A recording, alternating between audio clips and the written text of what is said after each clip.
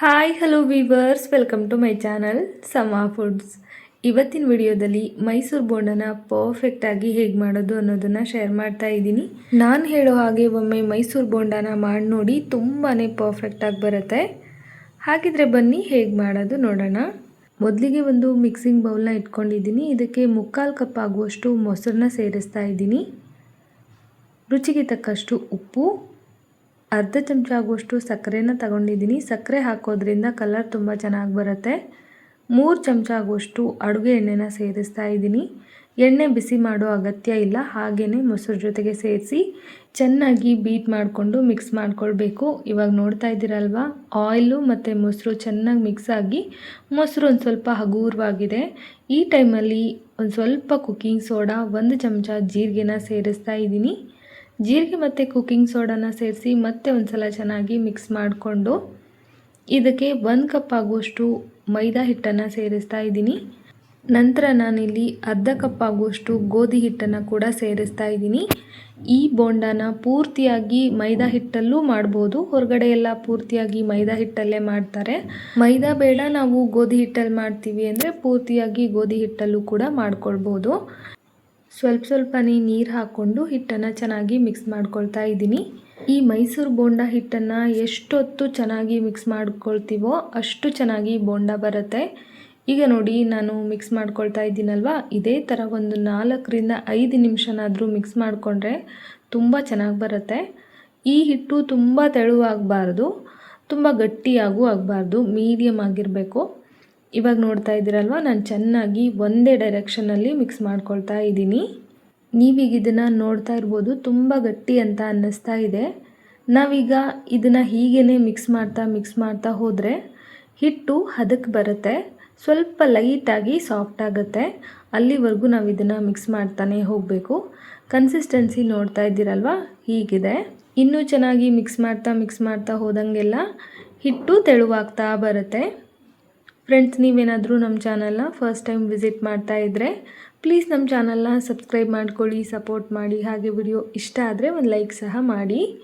ಇವಾಗ ಚೆನ್ನಾಗಿ ಮಿಕ್ಸ್ ಮಾಡ್ಕೊಂಡಿದ್ದಾಗಿದೆ. ಈಗ ಎಣ್ಣೆಯಲ್ಲಿ ಹೇಗೆ ಬಿಡೋದು ಅಂತ ತೋರಿಸ್ತೀನಿ. ನಿಧಾನಕ್ಕೆ ಒಂದು ಸೈಡಿಂದ ಈ ಥರ ಹಿಟ್ಟನ್ನು ತಗೊಂಡು ಎಣ್ಣೆಯಲ್ಲಿ ಹೀಗೆ ಬಿಟ್ಟರೆ, ಎಣ್ಣೆ ಚೆನ್ನಾಗಿ ಕಾದಿದ್ರೆ ಅದು ರೌಂಡಕ್ಕೆ ಚೆನ್ನಾಗಿ ಬರುತ್ತೆ. ಈಗ ಇದನ್ನು ಮುಚ್ಚಿ ಕಡಿಮೆ ಅಂದರೂ 2ರಿಂದ 3 ಅವರ್ ಆದರೂ ನೆನೆಸ್ಕೊಳ್ಬೇಕು. ಹಾಗೆ ಇದಕ್ಕೊಂದು ಒಳ್ಳೆ ಚಟ್ನಿನ ಮಾಡ್ಕೊಳ್ಳೋಣ.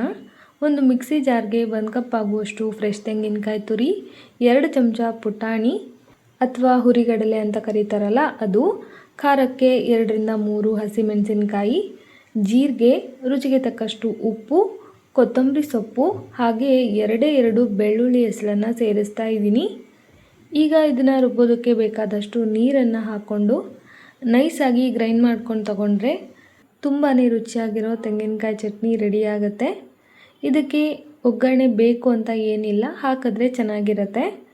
ಒಗ್ಗರಣೆ ಮಾಡ್ಕೊಳ್ಳೋದಕ್ಕೆ ನಾನಿಲ್ಲಿ ಒಂದು ತಡ್ಕ ಪ್ಯಾನ್ನ ಬಿಸಿ ಆಗೋದಕ್ಕೆ ಇಟ್ಕೊಂಡಿದ್ದೀನಿ. ಇದಕ್ಕೆ 1 ಚಮಚ ಅಡುಗೆ ಎಣ್ಣೆ ಬಿಸಿಯಾದ ನಂತರ ಸಾಸಿವೆ, ಜೀರಿಗೆ, ಒಣಮೆಣ್ಸಿನ್ಕಾಯಿ, ಕರಿಬೇವು ಇದೆಲ್ಲ ಹಾಕಿ ಚಿಟಪಟ ಅಂದ ನಂತರ ಮಾಡಿಟ್ಕೊಂಡಿರೋ ಚಟ್ನಿ ಜೊತೆಗೆ ಸೇರಿಸಿ ಚೆನ್ನಾಗಿ ಮಿಕ್ಸ್ ಮಾಡಿಕೊಂಡ್ರೆ ಮೈಸೂರು ಬೋಂಡ ಜೊತೆಗೆ ಬೆಸ್ಟ್ ಕಾಂಬಿನೇಷನ್ ಆಗಿ ತೆಂಗಿನಕಾಯಿ ಚಟ್ನಿ ಕೂಡ ರೆಡಿಯಾಗಿ ಹೋಗಿಬಿಡುತ್ತೆ. ಈಗ ಚಟ್ನಿ ರೆಡಿ ಆಯಿತು. ಬೋಂಡನ ಫ್ರೈ ಮಾಡ್ಕೊಳ್ಳೋದಕ್ಕೆ ಒಲೆ ಮೇಲೆ ಒಂದು ಕಡಾಯಿನ ಇಟ್ಕೊಂಡು ಫ್ರೈ ಮಾಡೋದಕ್ಕೆ ಬೇಕಾದಷ್ಟು ಎಣ್ಣೆನ ಹಾಕಿ ಎಣ್ಣೆನ ಬಿಸಿಯಾಗೋದಕ್ಕೆ ಇಟ್ಕೊಳ್ತೀನಿ. ಅಷ್ಟರೊಳಗಾಗಿ 3ರಿಂದ 4 ಅವರು ಹಿಟ್ಟನ್ನು ನೆನೆಸ್ಕೊಳ್ಬೇಕು ಅಂತ ಹೇಳಿದ್ದೆ ಅಲ್ವಾ.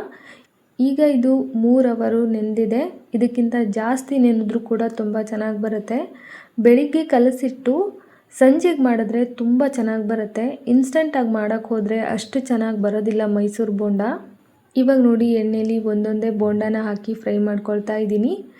ಬಿಡಿಯಾಗಿ ಒಂದಕ್ಕೊಂದು ಅಂಟ್ಕೊಳ್ದೆ ತುಂಬ ಚೆನ್ನಾಗಿ ನಾನು ಹಾಕಿರೋ ಹಿಟ್ಟಿಗಿಂತನೂ ಉಬ್ಬಿ ಬಂದಿದೆ.